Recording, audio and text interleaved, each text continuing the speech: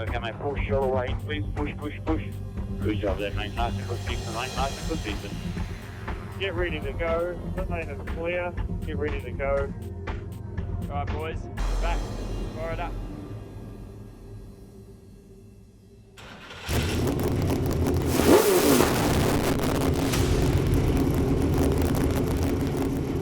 "107 days since a supercar has rolled out onto a racetrack. And while we've done plenty of virtual miles, There is nothing quite like the real thing." He's on the inside, here comes Shane Van Gisbergen. Fabian Coulthard is the winner of race number 17. Jamie Whincup enters the record book as the greatest winner of all time in supercars. yeah, Finally, we get to race for real. for real. For real. Welcome to Sydney Motorsport Park and the VP Ultimate Sydney Supersprint. Seen from Sydney Motorsport Park for the VP Ultimate Sydney Supersprint Race 8 of the sequence in the Virgin Australia Supercars Championship. The cars are rolling down towards the start-finish line and the grid area. View from on board the Walkinshaw Andretti United Mobile One Appliances online entry of Chaz Moster. He'll start out at position number 7 for the race this afternoon. Truck Assist starting grid now, and curious to consider that the top 7 cars were covered by just half a second. From the pole position alongside his teammate Jamie Whincup, Shane Van Gisbergen, it's a Red Bull lockout across the first row. And Shell V-Power Racing Team positions 3 and 4 for both Scotty and for Fabian, then Cam Waters and Nick Percat out of 5 and 6. Chaz Mostert and Jack LeBrock out of 7 and 8 for their respective teams. Andre Heimgartner and David Reynolds. We had a good chat to David prior to the race, so it'll be interesting to see whether or not David can convert a little better now for today's run. Anton De Pasquale and Mark Winterbottom side by side. Lee Holdsworth and Bryce Fullwood, 13 and 14. They're right in the middle of that mid-pack. James Courtney making his debut this weekend for Tickford Racing, driving the Boost Mobile Mustang alongside Rick Kelly. Scott Pye and Todd Hazelwood, new livery on Todd Hazelwood's car with Brute military grade backing on that vehicle. Macaulay Jones and Alex Davison side by side. Chris Pither and Gary Jacobson, and they are 21 and 22 on the grid. Jake Kostecki is driving the Matt Stone Racing unit, Holden Commodore from Jack Smith in position number 24. That's the full field of cars, and roughly 18, 19 cars covered by a second, so high level of intensity. So you must be stationary, and you must be behind that white line. Front row of the grid, the Red Bull duo, Whincup and Van Gisbergen. We've got a green flag. Row 2, McLaughlin and Coulthard. For his 500th race, Jamie Whincup heads our field for the second of our VP Ultimate Sydney Super Sprint races, and we're underway. And Whincup converts perfectly. He jumps away nicely and drags, I think, McLaughlin with him. Now, McLaughlin may get down the inside, and he has. He's displaced Van Gisbergen on the run to turn 2, and he'll cover down the inside. It's Whincup, McLaughlin, Van Gisbergen, Coulthard next in 4th position, with Waters and Percat tucked in behind them. What a beautiful start, Whincup. Almost no wheel spin. The guy that got the worst start of the top 3 was Van Gisbergen. McLaughlin was able to get down the inside. Now have a look at Cam Waters, because he's around the outside of Fabian Coulthard. He gets down the inside now of Van Gisbergen. Great move, Cam Waters. Strange with Shane there, so he hasn't hooked up in these first couple of corners, and to drop another spot is going to make things a bit tricky for him. So they're over now at turn 6. That was Mostert just climbing the curb on the inside. He's got pressure from Jack LeBrock behind him at the moment in the super cheap entry. Fabian Coulthard drama there too, Neil. He's went from the 4th spot. I reckon he's lost 3 or maybe 2 spots, has he? Yeah, clutch, SVG. Craig Lowndes just giving us a little note there. I reckon you're right. I think Craig's point there, yes, and he's gone back another one. So that's Percat getting by. So maybe he's got way too much clutch slip now, and that'll be affecting the car. Sometimes they come good. Now, maybe Coulthard's got the same issue, because everyone was complaining about clutches yesterday. Coulthard continues to go backwards. Coulthard now is down. We're going to pick up on him down at least 2 spots. So from the front row of the grid, Shane Van Gisbergen's gone back into 5th position, and Fabian has also taken a bit of punishment there, having started on the second row of the grid in position number 4. Order at the moment is Whincup by 0.6 of a second from McLaughlin, Waters, Percat, Van Gisbergen, Reynolds, Coulthard, Mostert, LeBrock, Di Pasquale, that's the top 10. So follow your totem pole on the left-hand side of screen there. You can see David Reynolds has been the real winner. He's grabbed 4 spots there. Van Gisbergen down 3, Fabian Coulthard down 3. And right now, things are starting to feel a little bit more normal. So those temperatures and pressures have started to come up. Drivers will start to get a sense of what kind of a race car they've got. Different day, different conditions, different behaviour in the car.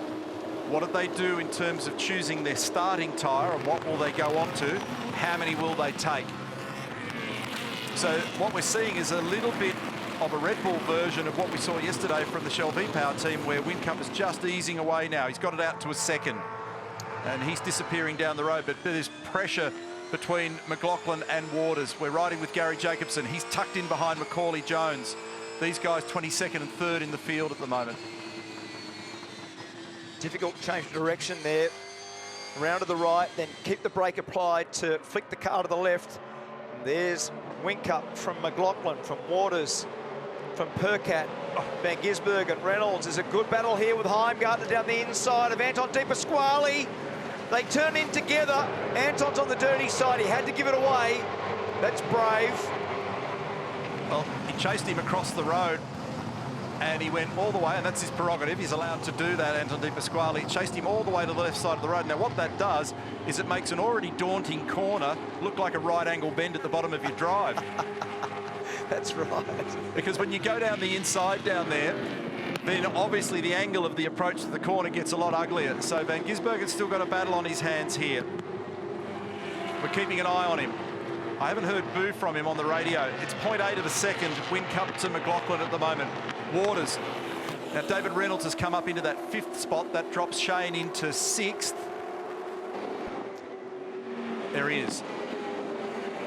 So difficult opening lap for him. Lost ground straight away, so we'll try and track the story for you. And no chat. I haven't heard a thing, have you? No. So normally Grant McPherson and Shane would be exchanging comments. Now, the other little learning here was we know that Scott went too hard on that tyre yesterday. He's purposely driving the car to a lap time here at the moment, I reckon. Cam Waters putting pressure on, but what a great start it was by Whincup. Great performance here from Nick Percat. They went a different way with their tyre play yesterday. He's up into 3rd place now, Dunlop Super Dealers, Holden Commodore. Brad Jones Racing tucked right in behind the reigning champion, Scott McLaughlin. He used 3, didn't he, yesterday? Yeah. And he's going to get down the inside. Nice move. So that's, well, actually both of them end up wide of the line down there at turn 5. They get a little bit of credit for that early in the game, but the driving standards advisor Craig Baird and the race director and everybody in race control will keep a very close eye on that. Waters now gets some incentive to get down the inside and does it. So we've got a great battle going on here. And so quite clearly, lots of variation in who's got what grip bolted to which corner of the car at the moment. And you know who's salivating? The bloke in car 88. Yeah. Jamie Whincup's watching these guys all battling behind him. He's driving it as straight and as neat and looking after the tyre as he possibly can. He's got a 2.4 second lead. So further to Roland's text, I bet you he's thinking in his lounge room at the moment, RD, be thinking, wow, you guys all battle it away. We'll just keep on looking after the tyre and keep our head down. That's the margin from the high view on the approach to turn 1, and that margin you can see between Jamie and Nick is 2.2 seconds at the moment. So team principals by and large and senior members of the team, because of the cap on the number of people that can be in the precinct here, are not at the racetrack. So it's an unusual weekend in that respect. Now, Bryce Fullwood's a long way further behind the play there. I'll get on top of that as well. Bunnings Trade Power Pass. There's been a bit of it going on in the early phase of the race, which is pretty awesome. This is down the inside for Nick Percat at turn 5, where they both jump over the yellow line down there on the exit. And McLaughlin was busy trying to stop the slide, change gears and deal with another car, and he had one right on his rear bumper in the whole process in Cam Waters. This is the external view. So nice they both end up on the concrete apron, and he actually had a bit of a long, hard think about how he got back on the racetrack, because Nick made sure that he only gave him a car width on the end. Here it is down the inside. Nice move, fed it a gear just so he could get out the other side with enough acceleration to manage it. And that's the look over the left shoulder of Nick Percat in the Dunlop entry. Now, which one of them is likely to flinch? We've got 19 laps remaining. They're pretty much doing the same pace at the moment. Both of them will want to get as far as they can. The last podium for Percat was at the Grand Prix in 2018, where he was second in race 6. So there's a bit to play for. He's just answered my rhetorical question. They've had enough. So they'll look for an undercut benefit, but they'll have a longer run now to the end of it compared to Jamie. Now, did I pick up on the Waters stop there? It looked like it was 3 tyres, which you reported yesterday Percat did. Yeah, it was 3. Yeah. So in the Hino hub, I mean, I'm just going to round it for simplicity. 2 was, call it 5. Yep. 3 was 7. Yep. And 4 was somewhere between 8 and 9 seconds. Here we go for Percat, Dunlop Super Dealers car.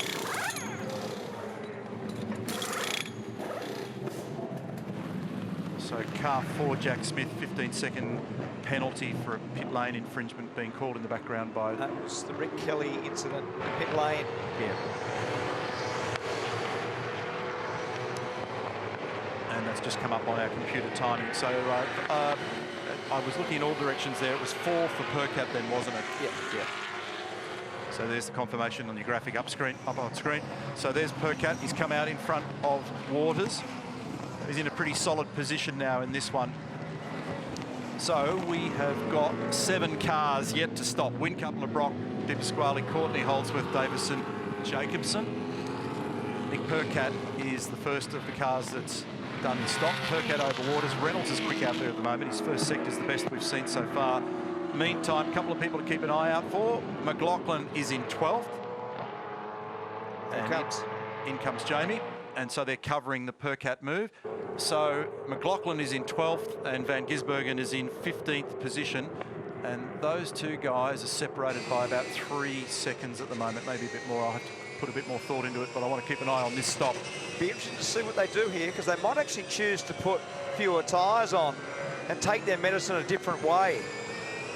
It's about 4 seconds between McLaughlin and Van Gisbergen, just to tidy that up. So critical stop for our race leader, Larko. Yeah, well, you're dead right, Scafey. 2 tyres out here for the right-hand side. Remember, anti-clockwise circle. Let's count it down. 1, 2, 3, 4, 5. Hits the deck. Bang on. 5 seconds. There you go. We saw 8 earlier on. It's a good stop. 5 for 2 tyres. There's your advantage. 3 to 4 seconds. And also in the pit lane, in the truck assist Mustang in the background is Lee Holdsworth. Now, cars 3 and 34, both getting the bad sportsmanship naughty boy flag for exceeding those track limits that we've been talking about. Most of that's happening over at turn 5. Holdsworth parts the lane. There's Percat. And I want to see where he is relative to Whincup. Wow, 3 wide into turn 6. How does this end? Yeah, that's a very good... Actually, pretty well. Because having been down there when it used to have a squiggle in it, if you went down there with 3 cars, you typically came out with 1. Jamie has had a remarkable career, incredible success, 119 victories in his career. The last one of them came back at Adelaide at the commencement of the year. But for Nick Percat, and he's celebrating his 200th supercar race, and so as you were saying, it's these milestones. The last one for him was back at Adelaide in 2016 when he won that Adelaide 500 in pretty wild circumstances. So he's had a couple of wins in his career, and he might be able to get another if he can make that move stick. Trying to get down the inside at turn 5 is optimistic. Well, Jamie actually gave him a bit of space, but yeah, very often down there it ends in a tangle. He got it done on his old sparring partner McLaughlin. They went through the DBS series or the Super 2 series together, and he fired down there and got the move made on car 17. But Jamie gave him a little bit of room as he turned the wheel at 5, but Nick knew that he wasn't up far enough. So watch this, he just relaxes the steering just a little bit. So Jamie was about half a car width off the apex, but Nick didn't go on with it because he knew there was going to be contact. There's a place in space where you can't see the competitor either in your mirrors. So because of the wings, the roll bars, the wings on the seat, the hands device, the helmet for the driver, there's just that little blind spot where you're like, oh, where is he? And what you don't want is to suddenly feel the disconnect when you get a tap. Come out of the throttle, catch the slide, and hopefully whoever you're racing doesn't press on with it and turn you. So this is a great battle. Great story about the way in which the strategies have unfolded across the teams. And we've got Percat, Brad Jones Racing in the Dunlop car, the yellow car, hunting down Jamie Whincup who would be looking to build on his already successful start to this year's campaign on a pretty special day where he's celebrating his 500th Supercar start.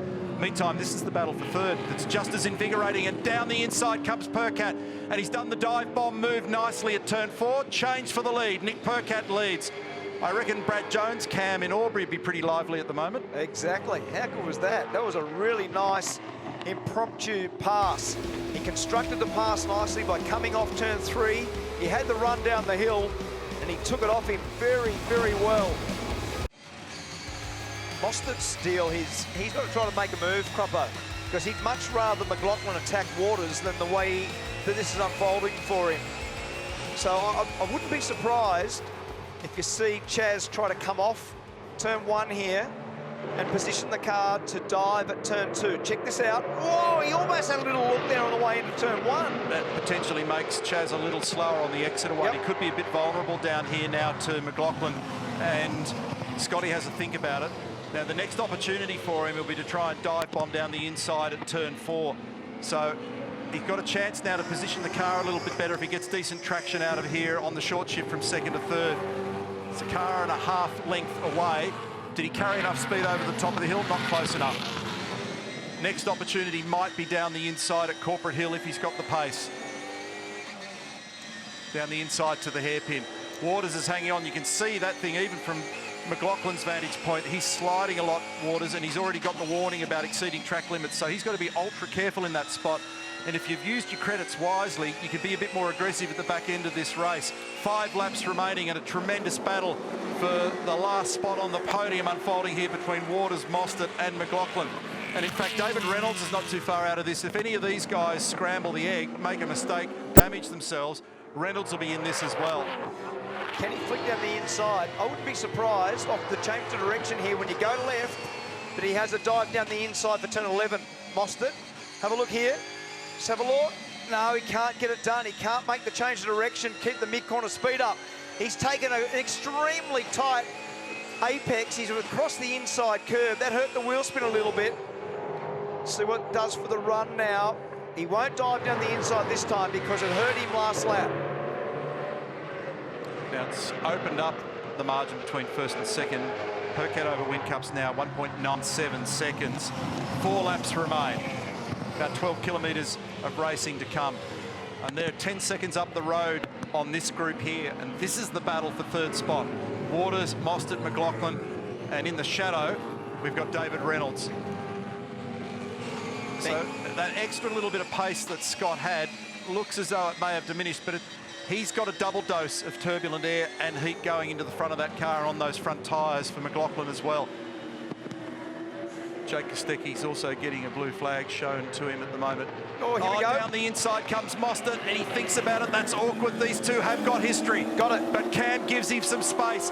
Now Mostert is going to run down the inside. This is perfect news for McLaughlin because it'll give him a bit more pace as they make their way to the braking area, and he'll try and thread down the inside if he can.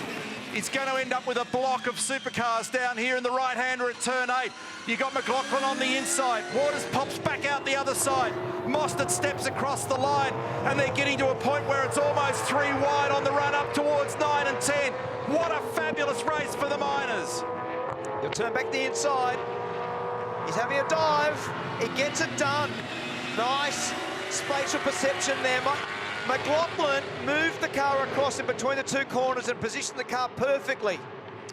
It's given Cam a little reprieve. 3 laps remain. Percat's got 2.3 seconds over Whincup. Cam Waters is still on the podium at the moment. McLaughlin found his way past Mostert. He has a glimpse in the mirror just to have a look where the opposition is, and it was the invitation that Reynolds needed to get into the party. How good was that last half a lap? Those 3 turned it on from down at turn 5, and it didn't get resolved until turn 11. And great respect between all of them. Nobody unloaded the other. Everybody gave everybody some space, but they raced hard and vigorously. Yeah. Now McLaughlin has a double dive down the inside into 4. He doesn't make it stick. He does have a little bit more pace and grip at the moment, but it's only marginal. And remember that Waters is compromised at 5. He gets a run down the inside, and this is going to give McLaughlin the run to the left-hander at 6. Mostert tries to buy in here as well. So a gentle easing of the throttle by McLaughlin on the way out. They make contact.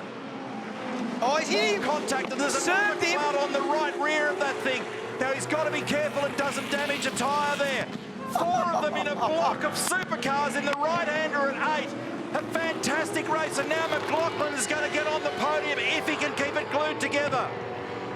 Wow. How good was that?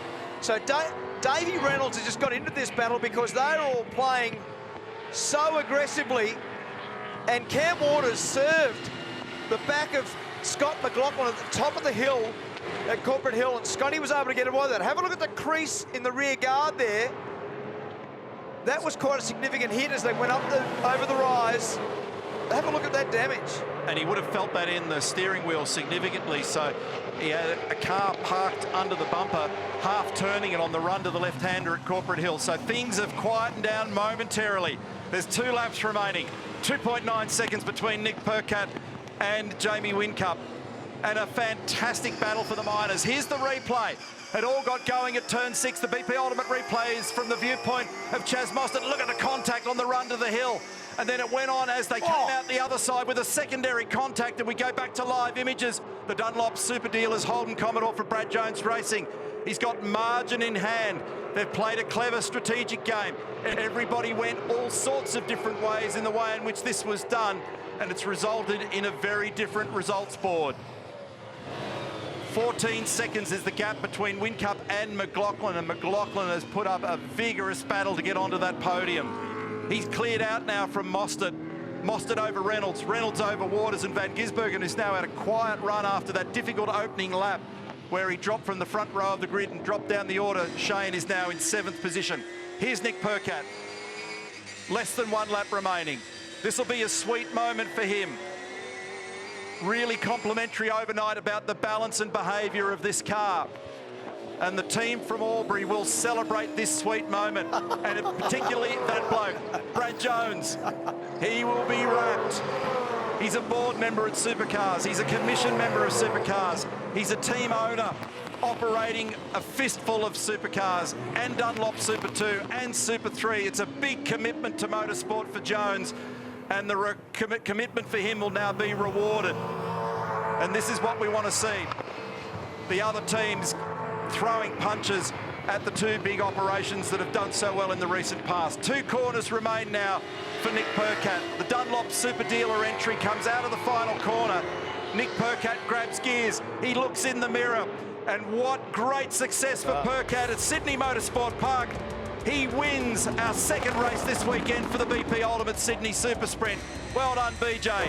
Well done, Nick Percat. And nice camera work, Larko. Our unofficial results for race 8, BP Ultimate Sydney Supersprint. Nick Percat gets home by a little over 3 seconds from Jamie Whincup. Not bad. Qualified 6th, finished 1st, Nick Percat. What about McLaughlin? He started from 3rd. He finished in 3rd after one heck of a race. Mostert, Reynolds, Waters, Van Gisbergen, Winterbottom, Courtney and Heimgartner, your top 10. 100 points to Nick Percat. First victory for him since 2016 over Jamie Whincup and Scott McLaughlin. A fabulous, vigorous race. And the great news, another one to come later on today.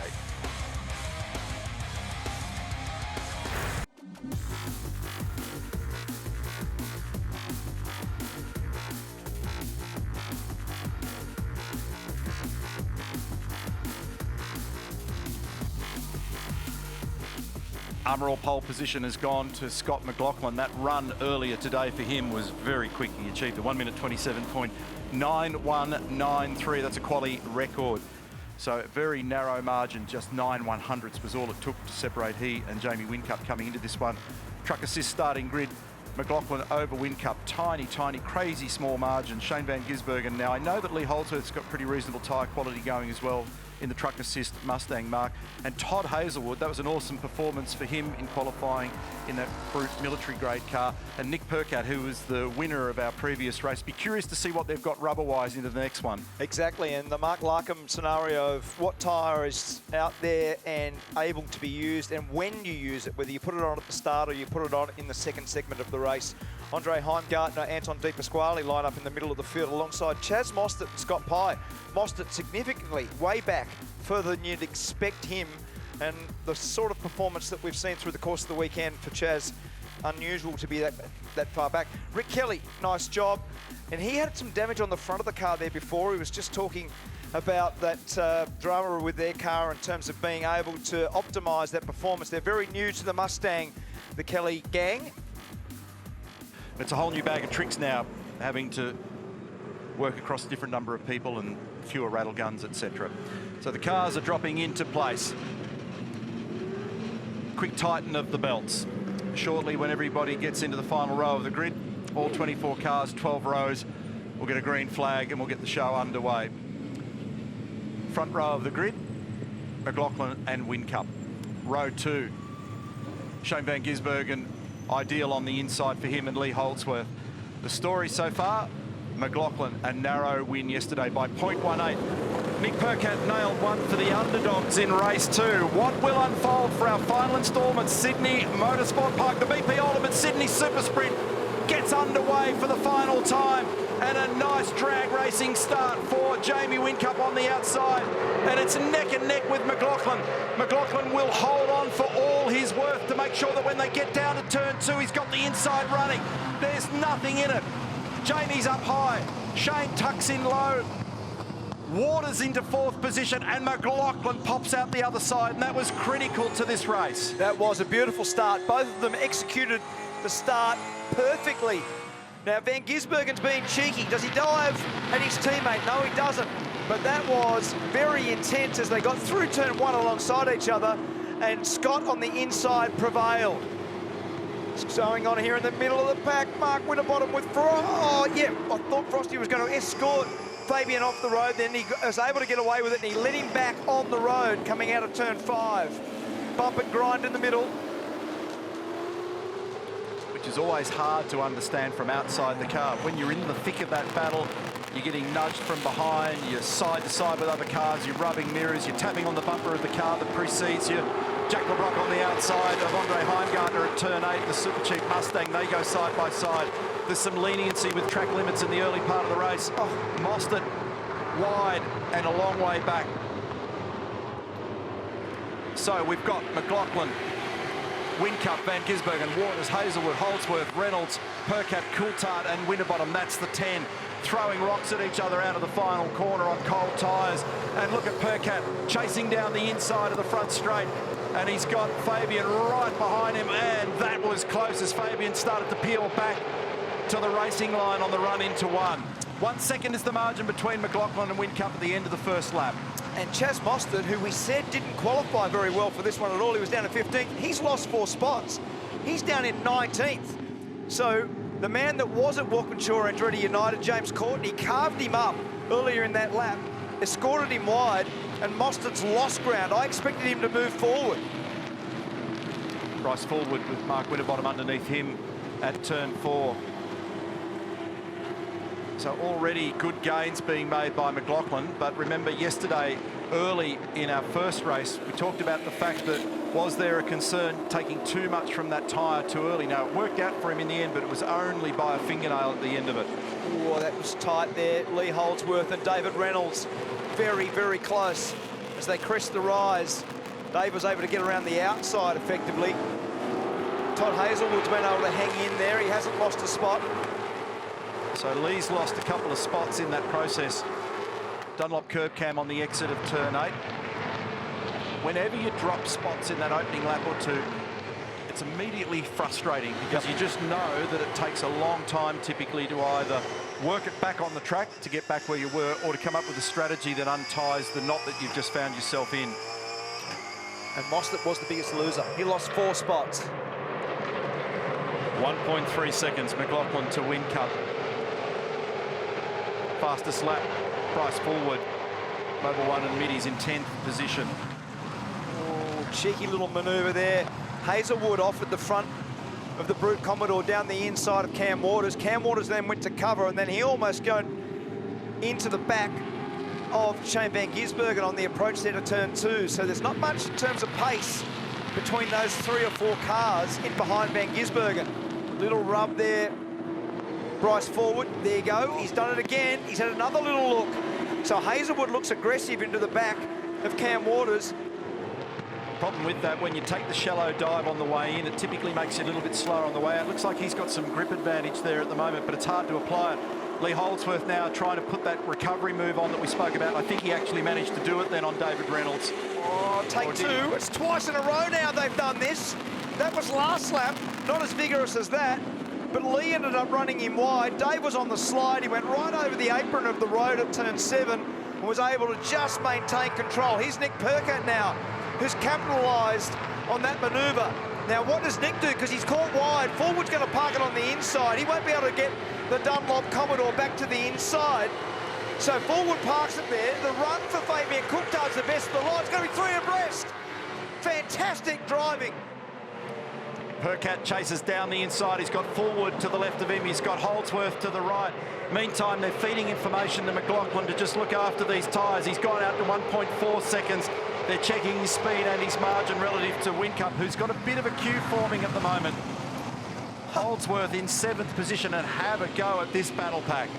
I just heard one of the drivers yell out, and I couldn't pick who it was. It just went far out, man. Yeah. Who was that? I think it was Lee. Right. But I heard the same thing. I'm not 100% sure. The radio was having a fair squawk at that point in time. Hazelwood on the outside of Waters. He's going to hold it. If he can stay there, he becomes a 1.5 ton problem for Waters.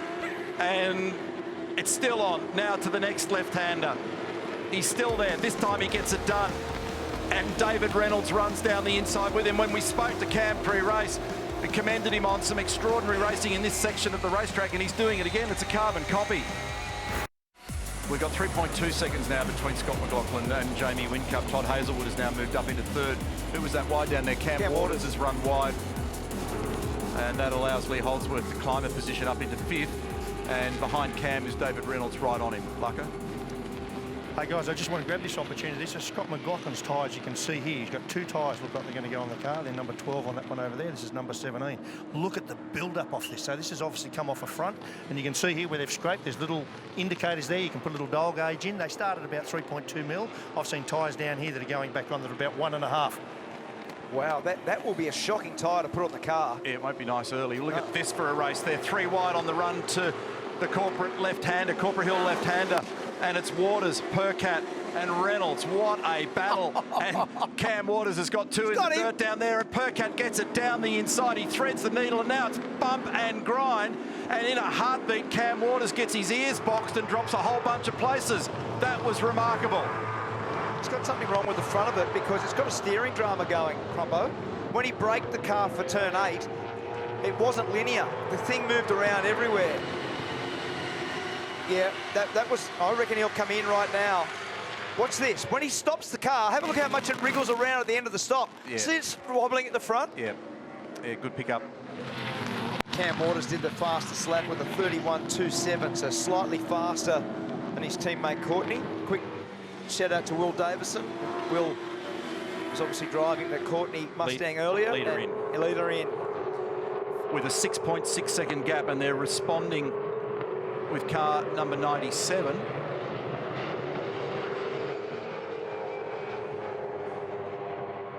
And Nick Percat in as well. Hazelwood's the leader of the race. Let's price forward. Here is Jamie Whincup. So this is going to be fascinating. We'll keep an eye on the rejoin here. Now remember that McLaughlin had margin, but Whincup has got a pretty hefty race going with Hazelwood. He should be getting the benefit of some undercut here, but he's asking for a long run to the flag on that tyre set. More people are flinching earlier in this race, Mark, but it'll be to do with the quality of the tyres they got. Certainly. Now, I didn't see there. Did he put 4 on? Did McLaughlin put 4 on just then? Oh, I didn't actually catch that in the back of shot. Look at this. So that's the reason why they responded. So Jamie got a really decent undercut going there and confirming it was 4 wheels and tyres that went on Scott McLaughlin's car. So had Jamie been checked up a little more by Fabian in that crisscross at the stop, that would have really hurt him. But now the strategy that they've played has got him quite close to the back of McLaughlin, who had a pretty hefty margin before the pit stop. Replay thanks to BP Ultimate down at turn 2. Bryce Forward and Rick Kelly side by side. This always gets tricky at turn 3. And then Anton De Pasquale, who should have had a reasonable tyre set, available to him in both stints of this race as well. Gets down the inside on Bryce. Now this is the final car to clear the compulsory stops, Larko. And here's a little bit of a different strategy, Neil. This is why Lee Holdsworth's come in this late, because he's one of the very few in the whole pit lane that actually had 2 full sets of reasonably good tyres. So he's putting on, look at this, nice and clean, that Dunlop I talk about, 4 good tyres. 10, 9, 8, 7, 6, 5, 4, 3, 2, 1. Bingo! Oh, how's the countdown? Better to be lucky than clever. You're kidding yourself, aren't you? Seriously. You know, and the thing is, he can adjust the count level according to the stop. Stopwatch tends not to do it that way, but nicely played, Larko. This has been coming for a while for Lee Holdsworth. The back end of last year was showing really great speed at Tickford. Strategy-wise, they've obviously played a pretty cool game today. And again, we're seeing variety at the sharp end of the field as a result of the constraints around how they choose and use their Dunlop tyres. So here he is just slicing through everyone, including now David Reynolds through turn 8. He gives him a little love bite coming out of the hairpin right-hander at 8 and then sneaks it out the other side. Pretty easy pass, in fact. And you know what this weekend's really shown us before we get to the pointy end of this race is that you don't need tricks and gimmicks. If the tyre quality suits the place that you're racing at and you're limited by the numbers, you get differential speeds, you get different winners, you get different people on the podium. You don't need trickery, you don't need gimmicks to make for good quality overtaking and good quality racing. Now, interestingly, in the background, there's the shot there. Hazelwood has just gone by Percat and didn't see the move, but I saw it flick up on the timing. So that still doesn't look right, that thing of Cam's, does it? Just into the hairpin there. It's got a bit of smoke happening in the right front corner, which means he's possibly now vulnerable to Hazelwood. So this could bring Todd up to 7th, and does. Tracking everywhere. Up that short straight there, and it was tracking all around the front. It's got seriously something wrong with the front of it. Needs to go to Scaife Motors for a wheel alignment. Wheel alignment. Well, I'm going to get Larko. He's going to end up with a bow repair store after his read on Lee Holdsworth's tyres. Huh? We'll keep an eye on this, and nothing on the radio so far. So will Nick Percat be able to get down the inside here at turn 2? It's all about the exit here and how tight he can hold it, how quickly he can pick up the throttle and keep that rolling momentum up. Anton's also been pinged now for exceeding limits. Cam's a wake up, covers the margin down there at turn 2 on the braking approach. Oh, he was sideways from the time he turned the wheel. Good save. He was right outside. He's also got a Parramatta Speedway driver there at the middle of that corner. It looked like Gary Rush. The smoke thing's weird.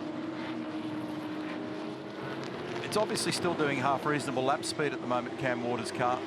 His best is a 31.2. And where's he sitting in the group pace-wise? He was the 4th fastest car on the last lap, so there's nothing wrong with the pace. I wonder whether a brake duct's fallen off it, and it's just, we're seeing a heap of brake temp on one corner. I don't know, it's something weird. Or maybe it's a pile of pickup in there and it's frying a bit of that rubber. I don't know. Eyeball engineering from afar in the commentary box typically doesn't work. I'll give it up. Oh, I'm with you. I'll do the same. But here we go. Here's Holdsworth, he's made unbelievable ground on Whincup. Look at those numbers. 2.4, 1.1, 0.5, 1.4. Last 4 laps. And he'll do this easily. He'll be able to get by Jamie. He'll probably hold himself tight at turn 1 off the exit to be able to sneak down the inside. So just watch this as a technique. Just use the grip, use the mid-corner speed. He's come off there quite well. Does he get straight down there? Yes, he does. Nice move. Yes, nice. And Jamie played the game also. Yeah, it was in that lost in space place in the left-hand corner, and then once Jamie recognised he was there, gave him some space. And what a cool story for Lee Holdsworth. At the moment, he's 5 seconds away from Scott McLaughlin with 7 laps remaining. And he's not just on the podium, but he's 2nd. What a cool... Now, look at the numbers. Look at those numbers with McLaughlin, Croppo. Basically a 2nd a lap over the last 4 laps. Taking big chunks out of him. And the last time he won a race, remember that one back at Winton 2014. So it's been a while between drinks for Lee Holdsworth. This is the run now into 1. Briefly in 6th gear, 270 clicks. So just a little under 4Ks to run now. 5th gear, You can see that just flashed the light on the top left of the screen, which is just a momentary lock light popping up there.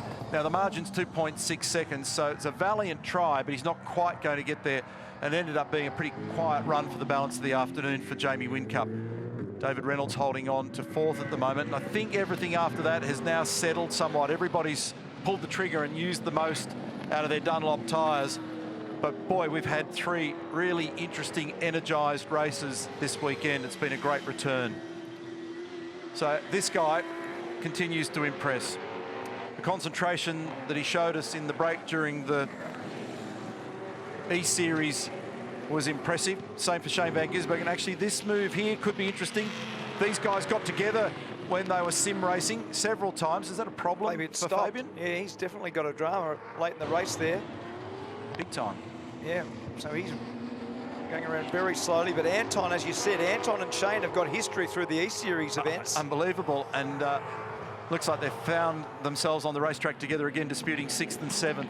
So here we go. Scotty McLaughlin picked up a win yesterday to make it career victory number 45. Out of the final corner, he's got 1 3/4 seconds in hand as he makes his final set of gear changes. He's back to work in fine style. Scott McLaughlin grabs 100 points at Sydney Motorsport Park for what was a very profitable weekend for his campaign. We'll check out our results. Race number 9, BP Ultimate Super Sprint. Scott McLaughlin home by 1.5 seconds from Lee Holdsworth. Big chunk of time back to Jamie Whincup. David Reynolds, I think you'll be pretty happy with the recovery. Mark Winterbottom, well done. Good strategy, great pace in the Irwin Tools entry. Van Gisbergen and Di Pasquale having a tremendous battle at the end. Look at that, 0.4 of a second between them. Todd Hazelwood, Nick Percat, Bryce Forward, great recovery as well. Well done. Beautiful job, Scott McLaughlin. 100 points credited to the bank. 1.5 second margin at the end over Lee Holdsworth. The BP Ultimate Sydney Super Sprint gets underway for the final time.